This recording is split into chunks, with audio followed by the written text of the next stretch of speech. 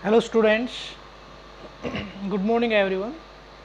आज हम chapter electromagnetic induction lecture number 5 में एडी करंट्स और इनके एप्लीकेशंस को डिस्कस करेंगे। तो लास्ट वीडियो में जो भी हमने डिस्कस किया था उससे रिलेटेड मैंने कुछ न्यूमेरिकल प्रॉब्लम्स के लिए आपको बोला था कि इससे रिलेटेड न्यूमेरिकल प्रॉब्लम्स आपको करने हैं। तो उस टॉपिक में मोशनल ईएमएफ और methods of producing induced EMF हमने देखे थे। तो उन्हीं में से ये मान के चलिए यहाँ पे भी एक दूसरी तरह के जो मेथड है, यानी कुछ ऐसे मेथड हैं जहाँ पे इंड्यूस्ड ईएमएफ एक कोइल के अंदर ना होके मेटालिक ब्लॉक्स के अंदर या मेटालिक शीट्स के अंदर प्रोड्यूस होगा। ठीक है, और वो एक अलग ही फॉर्म में दिखेगा और उस अलग फॉर्म का नाम रहेगा एडी करंट्स। ठीक है, तो यहाँ पे सबसे पहले हम शुरुआत करते हैं कि ये एक एक्सपेरिमेंट करके देखा गया, और ये एक्सपेरिमेंट 1895 में एक साइंटिस्ट था जिसका नाम था फोकल्ट। ठीक है, किसने डिस्कवर किया था ये? फोकल्ट ने। कब किया था? 1895 में, 1895 में।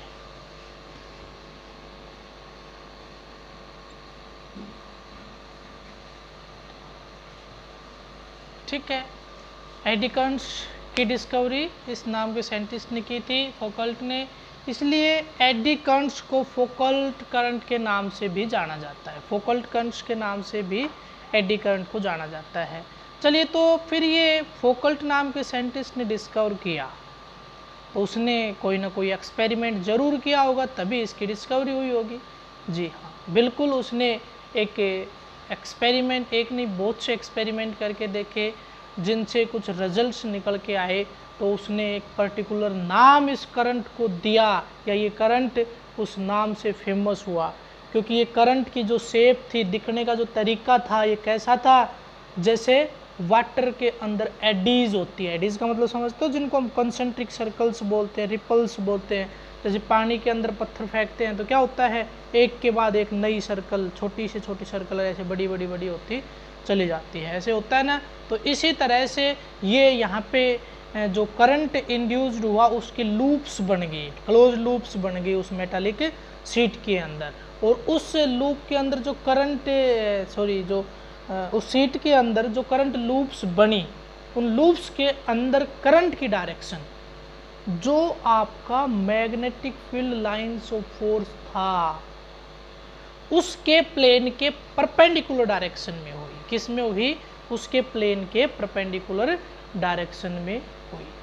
तो यहाँ से एक रिजल्ट निकल के आया कि अगर हम किसी कोइल के रेस्पेक्ट में मैग्नेटिक फ्लक्स चेंज कर रहे हैं, यानी किसी कोइल का मैग्नेटिक फ्लक्स चेंज कर रहे हैं, तो वहाँ पे ईएमएफ इंड्यूस्ड होता है। लेकिन इस एक्सपेरिमेंट के बाद ये बात क्लियर आउट की गई कि केवल और केवल कोइल के अंदर ही ईएमएफ इंड्यूस्ड नहीं होता। अगर हम मेटालिक शीट या बड़े ब्लॉक्स मेटल्स के लें और उनके रेस्पेक्ट में मैग्नेटिक फ्लक्स को चेंज करें तो वहाँ पे भी ईएमएफ इंड्यूस्ड होता है। तो ये बात क्लियर हुई। इस एक्सपेरिमेंट से क्या चीज़ क्लियर आउट हुई कि अगर हम कोइल के रेस्पेक्ट में मैग्नेटिक फ्लक्स चेंज करते हैं तो वहाँ पे ईएमएफ इंड्यूस्ड होता है। लेकिन जरूरी नहीं कि कोइल के रेस्पेक्ट में ही मैग्नेटिक फ्लक्स चेंज करे या ईएमएफ को इंड्यूस करवाने के लिए कोइल ही जरूरी है, जबकि ईएमएफ इंड्यूस्ड तो मेटालिक शीट और बड़े बड़े मेटल्स के ब्लॉक्स और ऑब्जेक्ट्स के अंदर भी हो सकता है, उनके अंदर भी हो सकता है। तो अब देखिए, फिर ये एक्सपेरिमेंट किया गया, और जो एक्सपेरिमेंट किया था वो कब किया था? 1895 में। किसने किया था? फोकल्ट ने किया था। एक्सपेरिमेंट में क्या देखा गया? जब हम किसी मेटालिक जो मेनली है आयरन, है ना, आयरन की एक शीट के रेस्पेक्ट में या उसका मैग्नेटिक फ्लक्स हम चेंज करें, when the magnetic flux link with an iron block और iron sheet is changes then EMF is induced in that plane and the induced current makes closed loop and its direction is perpendicular to the direction of magnetic lines of force. Their shapes are just like the eddies produced in water. That's why they are named as eddy currents. इनका नाम क्या पड़ गया? eddy currents. They are also known as focal currents.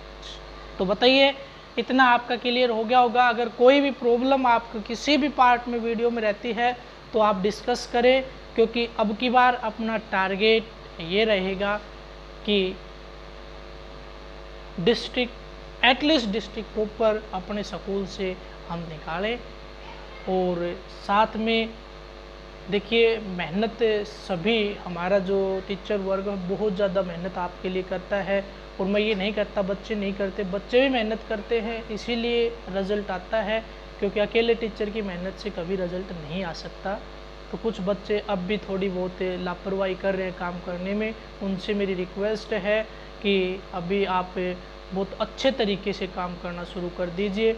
कहीं पे भी किसी भी वीडियो में, चाहे वो मेरा हो चाहे किसी और टीचर का हो, थोड़ी सी भी अगर प्रॉब्लम आती है तो तुरंत कॉल कीजिए टीचर के पास। क्या होता है, कई बार मैसेज कर देते हो आप, मैसेज का जवाब नहीं मिल पाता, क्योंकि कोई भी प्रॉब्लम हो सकती है टीचर की, मैसेज का पता ना चला हो, देखा ना हो, ऐसे हो सकता है। तो मैसेज करने के बाद आप वेट कीजिए थोड़ी देर, 15-20 मिनट, अगर रिप्लाई नहीं आता है तो तुरंत कॉल मिला दीजिए टीचर के पास, और कॉल मिला के अपना डाउट क्लियर आउट कीजिए कि सर आपने वीडियो में ऐसा कुछ बोला था या वहाँ पे कुछ ऐसा हुआ था, तो वो चीज़ हमारे समझ में नहीं आई या उसमें कुछ प्रॉब्लम है, तो आप उसको क्लियर आउट करें।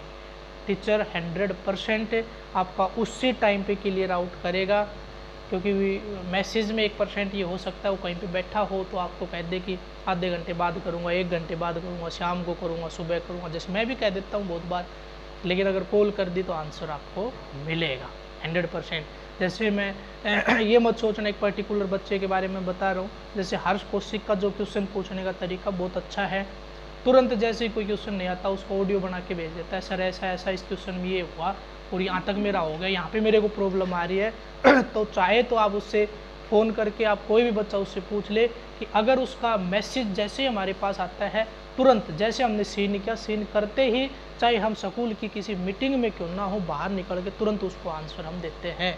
वो आंसर क्यों मिल पाता है? क्योंकि उसको आंसर भी हमें ऑडियो में देना होता है और उसने एग्जैक्ट प्रॉब्लम है क्या वो बता दिया। अब आप कह देते हो सर ये क्वेश्चन नहीं आया, अब क्वेश्चन नहीं आया तो अब क्या करेंगे? जब तक हमारे पास पेन और नोटबुक की सुविधा नहीं होगी तब तक हम आपको नहीं बता पाएंगे, या केवल आपको क्या देंगे, हिंट देंगे कि ऐसा करके देख लो, हो जाए तो ठीक है, नहीं तो एक बार फिर बता देना, नहीं हो तब भी नहीं हो तो बता देना, मैं सोल्व कर दूंगा। लेकिन आप उस क्वेश्चन को कर रहे हो, पूरी कोशिश की आपने, और लेकिन कुछ थोड़ा सा पार्ट अटक गया, तो वो सारी चीज़ बताओ ऑडियो में कि सर मैंने ऐसा किया, ये हो गया, इतना मेरा सही आ गया बिल्कुल, लेकिन इससे आगे क्या हुआ ये मेरे समझ में नहीं आ रहा, तो आपको तुरंत आंसर मिल जाएगा। ठीक है ना, यानी तरीके से क्वेश्चन पूछो और आंसर आपको मिलेगा। ठीक है, और टारगेट अब की बार आपको पता ही है क्या रहेगा, और ये भी मैं बता देता हूँ आपको, पहले भी मैंने बताया है, सबसे ज़्यादा मेहनत आपको फिजिक्स में करने की ज़रूरत होती है, क्योंकि पेपर हर बार ये मान के चलिए कि पिछली बार जो था अगली बार उससे ज़बरदस्त आएगा, उससे नेक्स्ट टाइम उससे भी ज़बरदस्त आएगा। आप चाहे पीछे के पेपर उठा के देख लो, हर बार कुछ ना कुछ कॉन्सेप्ट इसके अंदर डाल दिए जाते हैं। अब की बार सारा का सारा पेपर कॉन्सेप्चुअल था, यानी 80 और 85% कॉन्सेप्चुअल क्वेश्चंस आपके पेपर में थे, और कॉन्सेप्चुअल क्वेश्चंस को आप तभी कर पाओगे जब आप टॉपिक को कंसंट्रेशन से पढ़ोगे, उसकी जो रीडिंग है एनसीईआरटी बुक में, यानी उस टॉपिक का रीड आउट करना बहुत ज़रूरी होता है, और साथ में जो भी प्रॉब्लम आती है उसको क्लियर आउट करोगे। ये मैं बता देता हूँ आपको कि फिजिक्स में टॉपिक पढ़ना लिखना ये तो सभी में होता है, पढ़ना लिखना वीडियो देखना सभी में होता है, लेकिन साथ में एक काम दैट इज़ मेडिटेशन, वो भी बहुत ज़्यादा ज़रूरी है कि आज हमने इस टॉपिक के अंदर क्या क्या पढ़ा, फिर उसके ऊपर आप जैसे मेडिटेशन करोगे तो तुरंत आपके माइंड में क्वेश्चन आएगा कि अगर ऐसा किया तो ये हो गया, तो ऐसा करेंगे तो क्या ऐसा हो जाएगा, तो आप उसको अप्लाई करके देखिए अगर फिर आपको फिर भी शक रहता है तो आप कॉल मिला लीजिए हमारे पास और फिर डिस्कस कीजिए कि सर हमने ये सोचा था, ऐसा हुआ था, ये हुआ था, क्या ऐसा होता है। वहीं पे आपका कॉन्सेप्ट क्लियर होता है।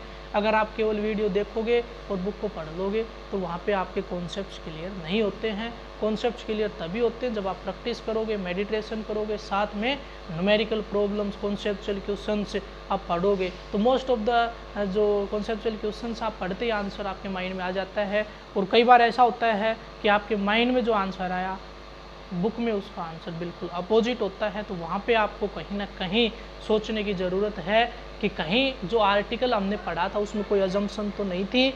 अगर अजम्पशन थी, क्या वो क्वेश्चन में वो अजम्पशन यूज़ की? अगर क्वेश्चन में यूज़ नहीं की तो कुछ भी आंसर हो सकता है। तो वहाँ पे आपको सोचने की ज़रूरत होती है किस तरह की अजम्पशन थी, या अजम्पशन ना हो तो क्या रिजल्ट आएगा। ये सारी चीज़ें आपको सोचने की ज़रूरत है।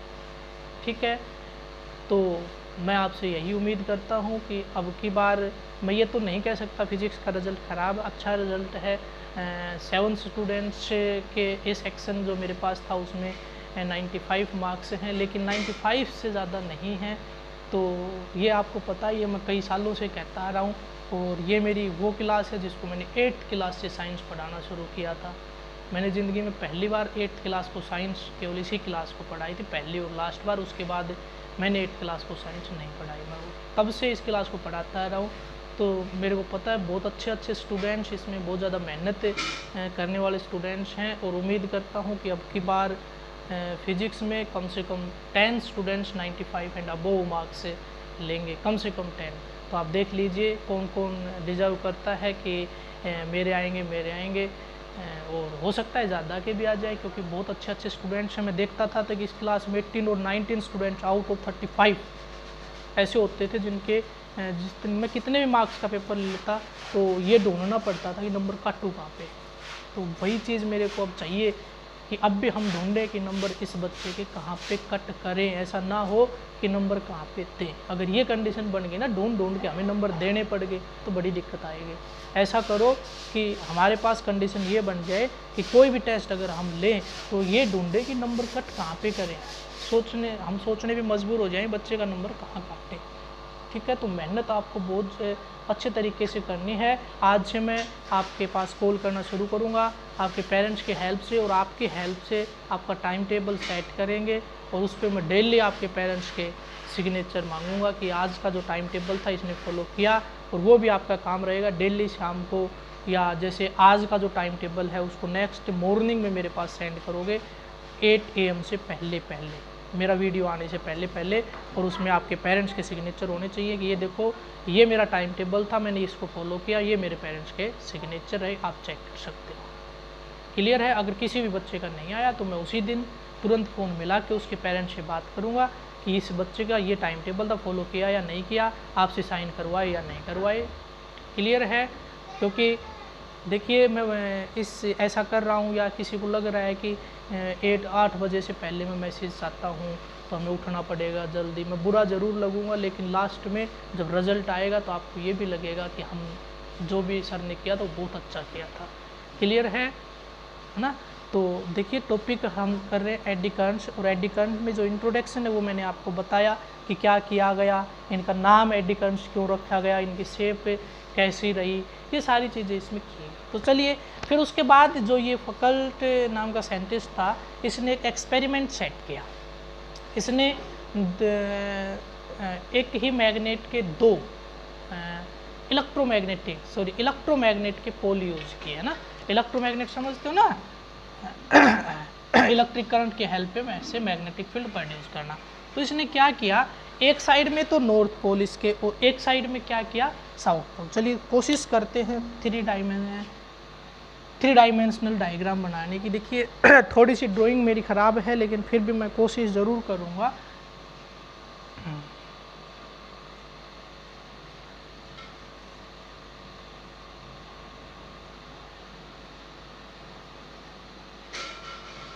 और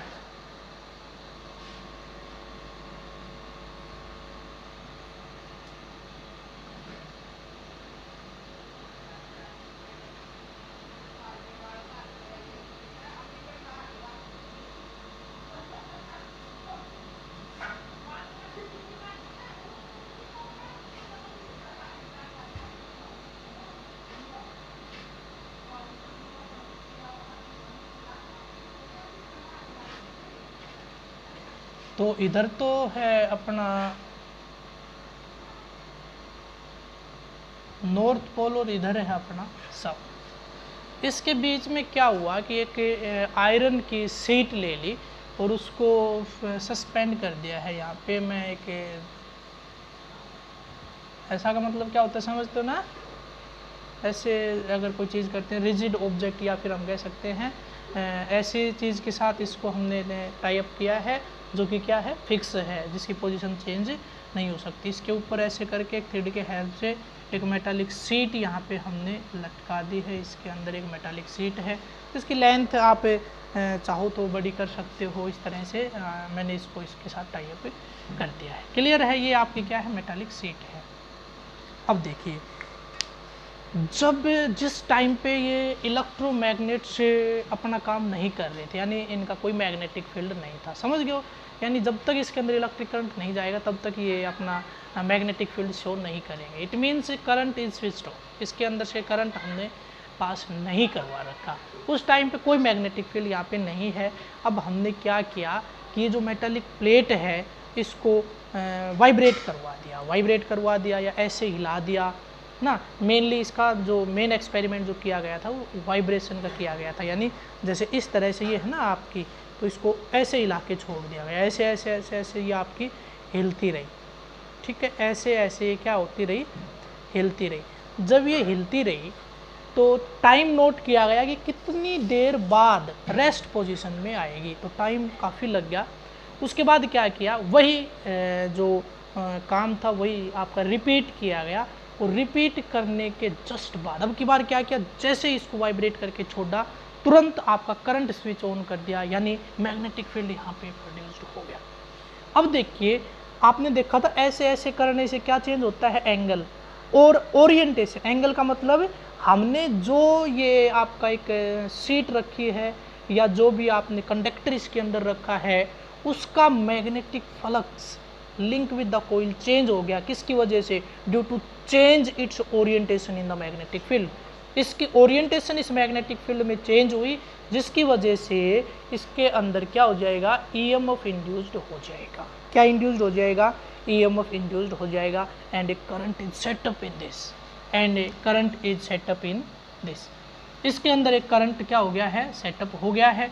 तो सपोज इस तरह से वो करंट सेटअप हुआ आपका, किस फॉर्म में होगा, रिपल्स की फॉर्म में। रिपल्स की फॉर्म में समझते हो ना, कंसेंट्रिक सर्कल्स की फॉर्म में। तो इसकी कोई ना कोई पर्टिकुलर डायरेक्शन भी होगी, कोई ना कोई पर्टिकुलर डायरेक्शन भी होगी। तो अब देखिए, अब यहाँ पे ध्यान दीजिए, जिस एंगल से हम देख रहे हैं यहाँ पे जो 1% भी आपको टेंशन लेने की ज़रूरत नहीं है। जो डायरेक्शन वाले क्वेश्चन हैं वो आपको स्पेशल एक वीडियो में जितने भी डायरेक्शन के क्वेश्चन बन सकते हैं, सारे क्वेश्चन के कॉन्सेप्ट, किसकी डायरेक्शन ये होगी, क्यों होगी, कैसे होगी, सारे मैं क्लियर कर दूंगा। और इवन 100% इस चीज़ की गारंटी है कि हर बच्चा डायरेक्शन से रिलेटेड क्वेश्चंस को सही करेगा, कोई गलत नहीं करेगा। क्योंकि यहाँ पे मैं जो डायरेक्शन लिख रहा हूँ इसके बाद आपके माइंड में क्वेश्चन आ सकता है कि ऐसा क्यों हुआ, ऐसा कैसे हो गया, ठीक है। मैं आज ही बनाने वाला था वीडियो, लेकिन उस वीडियो में कुछ 2 टॉपिक और हैं, सेल्फ इंडक्टेंस और म्यूचुअल इंडक्टेंस, वो यूज़ हो रहे थे, इसलिए मैंने उसके को आज छोड़ के कल और एक वीडियो मिलने के बाद जो नेक्स्ट वीडियो मिलेगा, यानी आज के बाद 2 वीडियो और उसके बाद जो वीडियो मिलेगा उसमें आपके डायरेक्शन से रिलेटेड जितने भी न्यूमेरिकल प्रॉब्लम्स हैं, कॉन्सेप्चुअल क्वेश्चन है, सारे क्लियर आउट कर दूंगा। लेकिन आप ये चीज़ सोच के चलिए कि आज जो मैं डायरेक्शन बता रहा हूँ बिल्कुल सही बता रहा हूँ, क्योंकि आज आपको रूल लगाना नहीं आएगा, ठीक है ना। मैं पहले आपके कॉन्सेप्चुअल क्वेश्चंस करवा देता हूँ, आपको 100% सभी को रूल लगाना आ जाएगा, आप सभी डायरेक्शन सही बताएंगे, क्योंकि मेरे को तो पता है कि डायरेक्शन क्या होनी है, ठीक है। देखिए, अगर ये कोइल इस मैग्नेटिक फील्ड के अंदर एंटर कर रही है, then its magnetic flux is increases. बात सही है कि नहीं, बाहर थी कोई मैग्नेटिक फील्ड लाइन इसको थ्रेड नहीं कर रही, जैसे जैसे एंटर करती जा रही है इसका मैग्नेटिक फ्लक्स बढ़ता जा रहा है। और जिस टाइम पे बढ़ता जा रहा है, अगर आप इस कोइल को यहाँ पे इसके सामने खड़े होकर देखोगे, इसका फ्रंट व्यू आपके सामने से इसकी डायरेक्शन नजर आएगी एंटी क्लॉकवाइज। बता दूंगा मैंने बता दिया ना, एंटी क्लॉकवाइज ही क्यों नजर आएगी वो मैं बताऊंगा आज के बाद 3rd वीडियो में, ठीक है। इसके आज वाले के बाद 2 और इसके बाद तीसरा जो होगा उसमें मैं आपकी ये सारी चीज़ें क्लियर करूँगा, क्यों होगी, फिर उसके बाद आपको रूल भी बताऊंगा कि ऐसा ही क्यों हुआ। तो कैसा नजर आएगा, एंटी क्लॉकवाइज। अब इसको वाइस वर्सा करके देखो, अगर ये इस मैग्नेटिक फील्ड से आउट हो रही, आउट चाहे कहीं कहीं भी हो रही हो, किसी भी डायरेक्शन में हो रही, चाहे इधर हो रही हो चाहे इधर हो रही हो, it means magnetic flux link with this sheet is decreases. When it is decreases then the direction of current is clockwise. तो डायरेक्शन क्या हो जाएगी, क्लॉकवाइज हो जाएगी। अगर आप सामने से देखोगे तो अब आपको पता है, अब सामने से देखने का मतलब ये है कि अगर हम नॉर्थ पोल की तरफ खड़े होके देखेंगे तो जब ये एंटर कर रहा है इस मैग्नेटिक फील्ड में, उस टाइम पे डायरेक्शन एंटी क्लॉकवाइज, और बाहर निकलेगा तब क्लॉकवाइज। ठीक है, तो अंदर एंटर करने वाली डायरेक्शन में लिख देता हूं, जैसे ये इस तरफ एंटर किया तो क्या होगी, एंटी क्लॉकवाइज। और जैसे ये इसके अंदर, इसके यहाँ से बाहर निकले, इधर निकले और चाहे इधर निकले, इसके लिए, इस एरो के लिए मैं लिख देता हूँ आपका क्लॉकवाइज। और ऐसे जो डायरेक्शन होगी, यानी इसके अंदर एंटर करेगा, तो इसके लिए मैं लिख देता हूँ एंटी क्लॉकवाइज। ठीक है, क्यों होगी, कैसे होगी, मैं आपका जो थर्ड वीडियो होगा आज के बाद उसमें आपको डिस्कस कर दूंगा, और 100% सभी को समझ में भी आएगा। चलिए, ये चीज़ हमारी क्लियर आउट हुई, ऐसा देखा गया इस एक्सपेरिमेंट में। मैं रूल इसलिए नहीं बता रहा कि एक्सपेरिमेंट में जो चीज़ ऑब्जर्व की गई थी मैं केवल वो बता रहा हूँ, तो ये चीज़ इसके अंदर ऑब्जर्व की गई। तो चलिए, मैं यहाँ पे कह रहा था कि अगर मैं इस नॉर्थ पोल की तरफ खड़ा होकर देखूंगा तो होगा। अगर कोई बच्चा दूसरा, यानी आपका कोई साथी साउथ पोल की तरफ खड़ा हो तो व्यूअर कितने से चेंज हुआ, 180 डिग्री से। कितने से चेंज हुआ, 180 डिग्री से। अब उसको क्या नजर आएगा, जो हमें एंटी क्लॉकवाइज नजर आ रहा था, जो नॉर्थ पोल से एंटी क्लॉकवाइज नजर आ रहा था, वो साउथ पोल की तरफ खड़े होकर देखने पे क्या नजर आएगा, क्लॉकवाइज। यानी उल्टा हो जाएगा, जो हमें एंटी क्लॉकवाइज दिखा वो उसको क्या दिखेगा, क्लॉकवाइज, और जो हमें क्लॉकवाइज दिखा वो उसको क्या दिखेगा, एंटी क्लॉकवाइज। ये चीज़ क्लियर है ना। चलिए, तो ये एक्सपेरिमेंट इसमें हुआ। अब देखिए, जैसे ही इलेक्ट्रोमैग्नेट्स को ऑन किया गया तो इसके अंदर क्या होगा, ईएमएफ इंड्यूस्ड होगा। ईएमएफ इंड्यूस्ड होगा तो इसके अंदर करंट सेटअप हो जाएगा। Now according to Lenz law, अब हम यहाँ पे लेंज लॉ का यूज कर दें तो लेंज लॉ ने तो क्या कहा था कि जो ईएमएफ इंड्यूस्ड होगा उस इंड्यूस्ड ईएमएफ की डायरेक्शन हमेशा अपोजिट रहेगी। किसके अपोजिट रहेगी, जिसके कारण वो प्रोड्यूस्ड हुआ है, जिसने उसको पैदा किया है वो उसका क्या करेगा, अपोज करेगा। किसका अपोज करेगा, जिसने उसको पैदा किया है उसका अपोज करेगा। तो अब वाइब्रेशंस के कारण ये पैदा हुआ है। किसके कारण, वाइब्रेशन। भाई वाइब्रेशन के कारण ही तो मैग्नेटिक फ्लक्स चेंज हुआ, तो जो एडी करंट्स हैं वो इसका क्या करेंगे, इसके वाइब्रेशन का अपोज करेंगे, and hence it is damped quickly. क्या हो जाता है, डम्प्ड क्विकली, यानी जो वाइब्रेशंस हैं वो बहुत फास्ट रेट से डिक्रीज हो जाते हैं। जो वाइब्रेशन है बहुत फास्ट रेट से क्या हो जाते हैं, डिक्रीज, और ये बहुत जल्दी किस में आ जाता है, रेस्ट में। एग्जाम्पल बताऊँ ऐसा, इस जो डैम्पिंग हम पढ़ रहे हैं इसका मतलब क्या होता है, जैसे अपने पास कोई बर्तन होता है घर में, उसको किसी प्लेन स्मूथ सरफेस के ऊपर रख के और थोड़ा ऐसे हिला के छोड़ दो तो आपको कई देर तक वाइब्रेशन सुनता रहेगा। सेकंड टाइम उसको ऐसे हिलाओ और उसके ऊपर हाथ रख दो तो क्या हो जाता है, वो तुरंत किस में आ जाता है, रेस्ट में। ऐसा कब आएगा, वो हाथ रखने की बजाय हम क्या कर रहे हैं, स्विच ऑन, और ये तुरंत किस में आ जाता है, रेस्ट में आ जाता है। इतनी चीज़ क्लियर हुई। चलिए, अब इसने इस एक्सपेरिमेंट को रिपीट किया, और रिपीट करते समय क्या किया, अब की बार जो ये सीट है इसके अंदर स्लॉट्स कट कर दिए। क्या कर दिए, ऐसे करके, और इसके अंदर क्या बना दिए, स्लॉट्स बना दिए। ऐसे करके इसने क्या बना दिए, ऐसे स्लॉट्स बना दिए, ऐसे करके कट कर दिया इसको। अब देखिए, कट करने के बाद इस एक्सपेरिमेंट को रिपीट किया गया तो काम तो वही होना है जो होना था, लेकिन अब की बार जो वाइब्रेशंस के रेट का डिक्रीज होने का, वाइब्रेशन के जो वाइब्रेशंस था उसका अपोजिट, यानी वाइब्रेशन का कम होने का जो रेट था, वाइब्रेशंस के कम होने का जो रेट था वो कम हो गया। रेट कम हो गया मतलब अब की बार, जैसे पिछली बार जो रेस्ट में 2 सेकंड में आ गया, तो अब की बार उसने 4 से 5 सेकंड ले ली, ज़्यादा टाइम ले लिया किस में, रुकने में। एडी करंट तो यहाँ पे प्रोड्यूस हुआ। फिर ऐसा क्या हुआ कि यहाँ पे टाइम ले लिया, देखिए यहाँ पे जो लूप बनी ना, क्लोज लूप बनी, उनका पाथ ज़्यादा हो गया, क्लोज लूप का पाथ ज़्यादा हो गया। देखिए क्लोज लूप ऐसे ऐसे ऐसे ऐसे करंट चलेगा, ऐसे चलेगा, ऐसे चलेगा, फिर ये बनेगा क्लोज लूप, ऐसे बनी है ना। इधर दिखा देता हूँ मैं, ऐसे एक प्लेन है ऐसे, है ना, और इसको कट कर दिया जाए ऐसे करके, ऐसे करके कट कर दिया, तो एक लूप बनने में क्या क्या लगेगा भाई, करंट लूप बनने में, सपोज वो यहाँ से शुरू हुई, वो करंट लूप आपकी एक लूप ऐसे बनी, ऐसे ही आपकी क्या बनेगी, सेकंड लूप भी बनेगी। तो अब देखिए क्या इस जो लेंथ है, जो पाथ कवर्ड बाय करंट है, वो बढ़ गया कि नहीं बढ़ गया। और आपको पता है अगर करंट ज़्यादा लंबे पाथ में चलेगा तो उसका रेजिस्टेंस बढ़ जाता है। क्या बढ़ जाता है, रेजिस्टेंस। रेजिस्टेंस इंक्रीज हो गया तो करंट का अमाउंट क्या हो जाएगा, डिक्रीज हो जाएगा। कौन से करंट का, एडी करंट का। तो पाथ बढ़ने की वजह से रेजिस्टेंस बढ़ गया, रेजिस्टेंस बढ़ने की वजह से करंट डिक्रीज हो गया, and hence damping rate is slow. तो डैम्पिंग का जो रेट है वो आपका क्या हो जाएगा, स्लो हो जाएगा। क्लियर है। तो डैम्पिंग का रेट यहाँ पे क्या हो गया है, स्लो हो गया है। उसके बाद एक एक्सपेरिमेंट और किया गया, 2 एक्सपेरिमेंट हो गए, तीसरा एक्सपेरिमेंट और किया गया। तो तीसरे एक्सपेरिमेंट में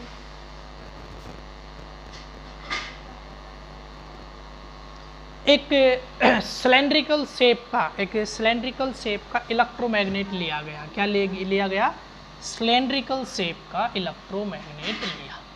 चलिए एक बार देख लेते हैं। ये लो, सिलेंड्रिकल शेप का इलेक्ट्रोमैग्नेट लिया। कैसे बनेगा इलेक्ट्रोमैग्नेट, ये देखिए कोई भी यहाँ पे अगर मैं मेटल ले लूँ, चलिए मैं आयरन ले लेता हूँ, ठीक है, आयरन ले लिया मैंने।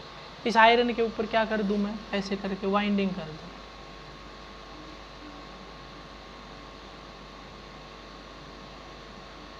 क्लियर है। और इस वाइंडिंग को मैं एसी सोर्स से कनेक्ट कर दूँ। किससे कनेक्ट कर दूँ, एसी सोर्स से ना। ऐसे करके मैंने इसको किससे कनेक्ट कर दिया है, एसी सोर्स से। तो जैसे ही मैं यहाँ से एसी सोर्स से इसको कनेक्ट करता हूँ तो इसमें करंट का फ्लो क्या हो जाता है, शुरू हो जाता है। और इस करंट की वजह से क्या होगा, इसके अंदर जो ये जो आपका इलेक्ट्रोमैग्नेट जो आपका बन गया, इसका ये जो इलेक्ट्रोमैग्नेट है इसमें पोल्स क्रिएट हो जाएंगे ना।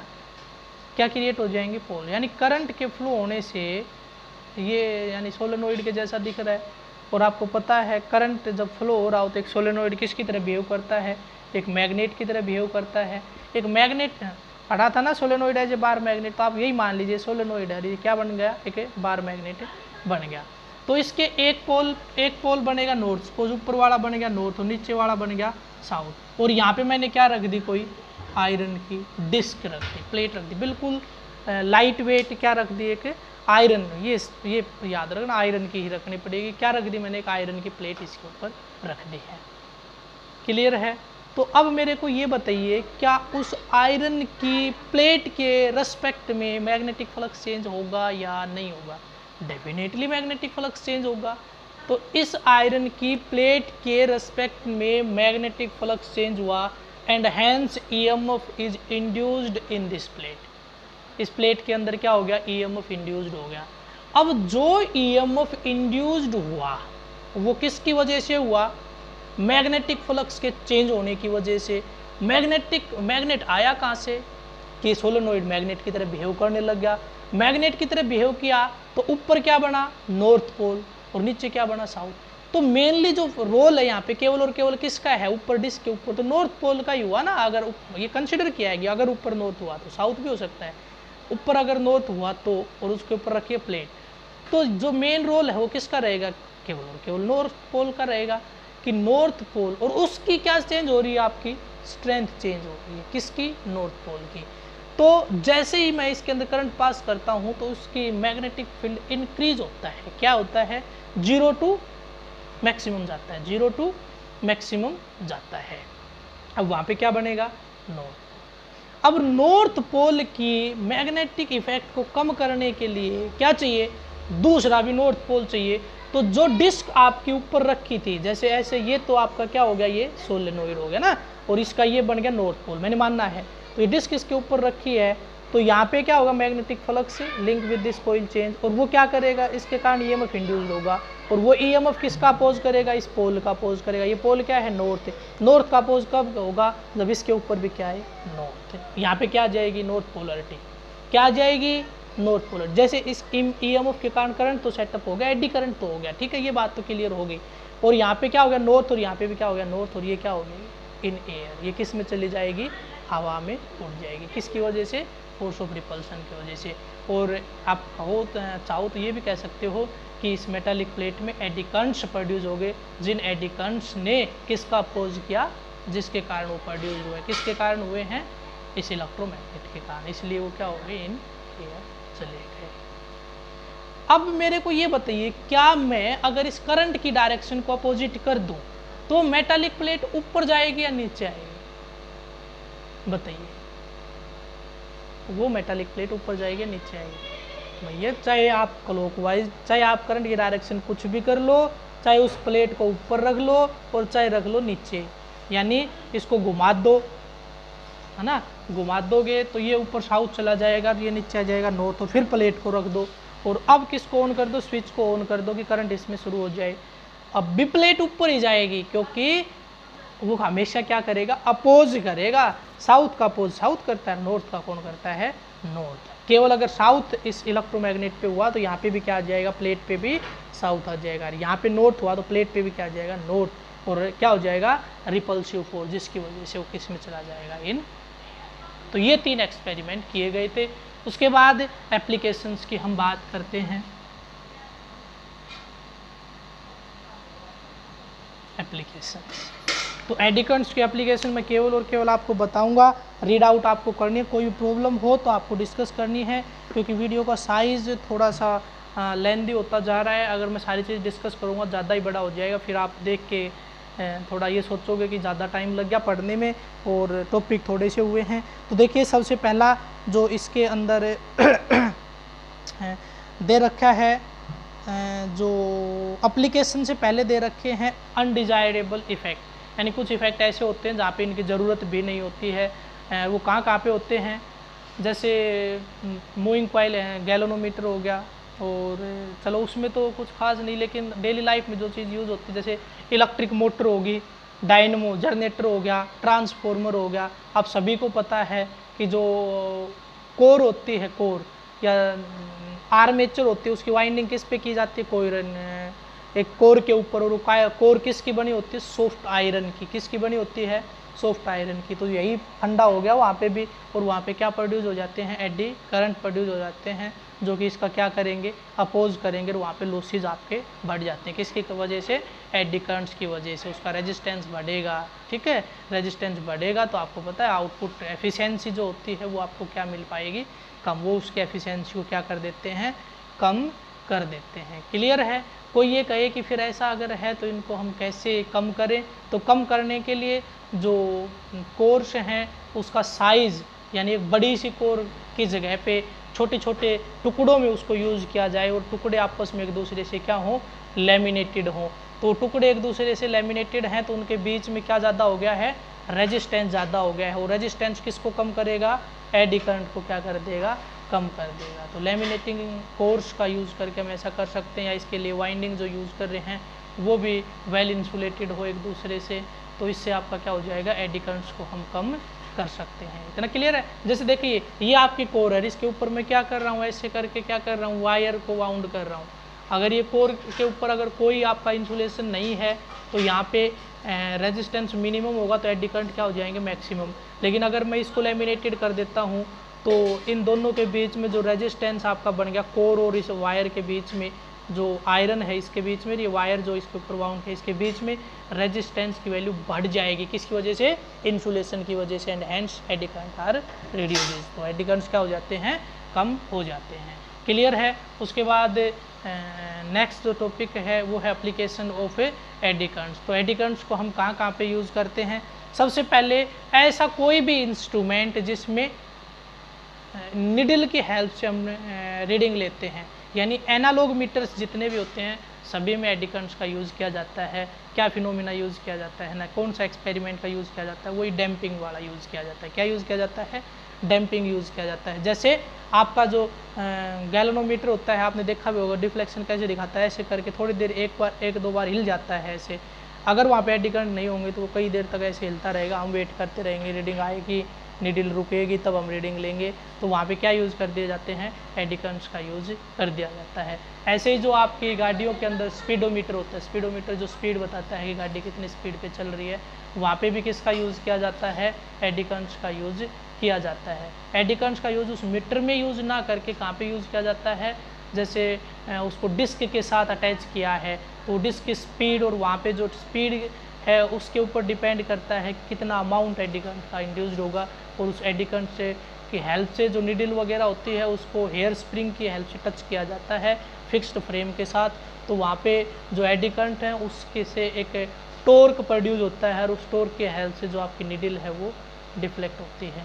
तो टॉर्क का अमाउंट जो है वो डिपेंड करता है स्पीड ऑफ द व्हीकल्स पे, ठीक है। ऐसे ही आपके जो इलेक्ट्रोमैग्नेट्स होते हैं जो कि आपके कहाँ पे यूज़ किए जाते हैं? ट्रेन्स वगैरह में यूज़ किए जाते हैं। वहाँ पे भी आपके क्या यूज़ किए जाते हैं? एडी करंट्स का यूज़ किया जाता है। तो उसमें क्या है, आपको सभी को पता है, सारी चीज़ आयरन की बनी होती है उसमें मैक्सिमम चीज़ें। तो उसमें जो एक तो व्हील ऑफ द जो आपका व्हील है, तो उसमें डायरेक्ट व्हील ही होता है, टायर तो होता नहीं है ट्रेन में।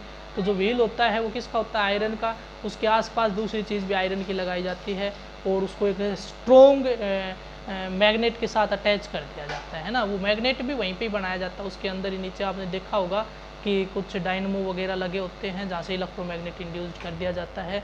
तो वहाँ पे एक स्ट्रॉन्ग मैग्नेटिक फील्ड प्रोड्यूस कर दिया जाता है, और वो मैग्नेटिक फील्ड डिपेंड करता है स्पीड के ऊपर, ठीक है। तो जब आपको ब्रेक अप्लाई करने की ज़रूरत पड़ती है तो मैग्नेटिक फील्ड प्रोड्यूस होना शुरू हो जाता है। क्या हो जाता है कि जैसे ये पैडल है ब्रेक वाला, उसको दबाओगे तो क्या होता है, मतलब जो डिवाइस लगाई है इलेक्ट्रोमैग्नेट बनाने के लिए वो पैडल के साथ कनेक्ट होती है कि पैडल अगर आपने दबाया तो वहाँ पे इलेक्ट्रोमैग्नेटिक जो इलेक्ट्रोमैग्नेट है उसमें करंट जाना शुरू हो जाएगा। करंट अगर गया तो वहाँ पे मैग्नेटिक फील्ड इंड्यूस हो जाएगा, और उससे जो आपका व्हील है उसके रेस्पेक्ट में क्या चेंज हो रहा है? Magnetic flux. और मैग्नेटिक फ्लक्स चेंज हो रहा है तो उसमें क्या बनेगा? Eddy current. और वो क्या करेगा? जिसके कारण वो पैदा हुआ उसको अपोज करेगा, और वो पैदा किसके कारण हुआ है? उसके रोटेशन के कारण। तो उस रोटेशन का क्या करेगा? अपोज करेगा, और वो अपोज को ही क्या बोलते हैं? ब्रेक बोलते हैं ना। जिस डायरेक्शन में फ्लो कर रहा है उसका अपोज करेगा तो वो उसको रोक देगा। इस तरह से इसमें यूज़ किया जाता है। एनर्जी मीटर, एनर्जी मीटर पता है आपको? एनर्जी मीटर देखिए, जो घरों में पहले मीटर होते थे जिसमें डिस्क रोटेट करती थी, याद होगा आपको?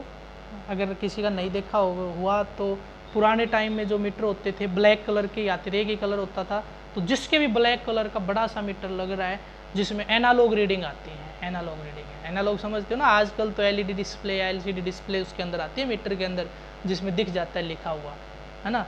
और पहले क्या आती थी रीडिंग आपकी ऐसे, जैसे किस में देखें, बाइक में जो किलोमीटर दिखाता है ना, देखा होगा आपने, ऐसे लिखे आते हैं। अरे जो नंबर वाला लॉक आता है देखा होगा ना, कोड वाला लॉक, जिसमें कोड मैच करने होते हैं और वो लॉक लग जाता है, खुलना या लगना जो भी होता है वो नंबर पे डिपेंड करता है। तो ऐसे ही कुछ सिस्टम होता था उसका रीडिंग का, उस मीटर का ऐसे ही रीडिंग आती थी। और रीडिंग किसके ऊपर डिपेंड करती थी? एक डिस्क रोटेट करती रहती थी उसके नंबर ऑफ रोटेशन पे। तो वहाँ पे भी उसके लिए भी क्या यूज़ किया जाता था? एडी करंट वहाँ पे यूज़ किया जाता था। उसके बाद आता है इंडक्शन फर्नेस। इंडक्शन फर्नेस यानी इलेक्ट्रिक भट्ठी जिसको हम बोलते हैं, वहाँ पे इसको यूज़ किया जाता है। आपने पढ़ा था 10th क्लास में, extraction of ore induction furnace में ही होती हैं। तो वहाँ पे भी एडी करंट्स का यूज़ किया जाता है। इनके कारण, एडी करंट्स के कारण इतना ज़्यादा हीट प्रोड्यूस कर दी जाती है कि एक मेटल भी वहाँ पे मेल्ट हो जाता है। क्लियर है? तो ये थी इसकी एप्लीकेशंस। उसके बाद अगर कोई एप्लीकेशन मेरे से मिस होगी हो तो आप उसको बुक के हेल्प से कर लेना। अगर कोई प्रॉब्लम आए या कुछ समझ में ना आए तो आप मेरे से डिस्कस कर सकते हो। नेक्स्ट वीडियो में हम सेल्फ इंडक्टेंस और म्यूचुअल इंडक्टेंस टॉपिक्स पढ़ेंगे। तो आज के वीडियो में इतना ही। प्लीज़ कंसंट्रेशन से पढ़िए और ये हौसला हमेशा रखिए, ये कोशिश हमेशा कीजिए कि हमें अब की बार मैक्सिमम मार्क्स लेने हैं, और मैक्सिमम मार्क्स हैं 99 और 98। ना। टारगेट आपका फिजिक्स में रहना चाहिए 98 और 99 का, लेकिन टारगेट तो सभी में 100 का ही होना चाहिए। लेकिन मैं ये कह रहा हूँ कि बहुत कम चांसेस होते हैं कि कोई फिजिक्स में आपको 100 आउट ऑफ 100 दे। कहीं ना कहीं थोड़ा बहुत कोई ना कोई आपकी गलती ढूंढ के कर ही देता है। छोटी मोटी गलती हो जाती है, लेकिन वो गलती छोटी मोटी से बड़ी आपकी नहीं होनी चाहिए। यानी 98 और 99 मार्क्स आपको लेने ही लेने हैं। तो आज के वीडियो में इसी जज्बे के साथ पढ़ते रहिए, और कोई प्रॉब्लम आए तो आप मेरे से डिस्कस कीजिए। आज की वीडियो में इतना ही। थैंक्स।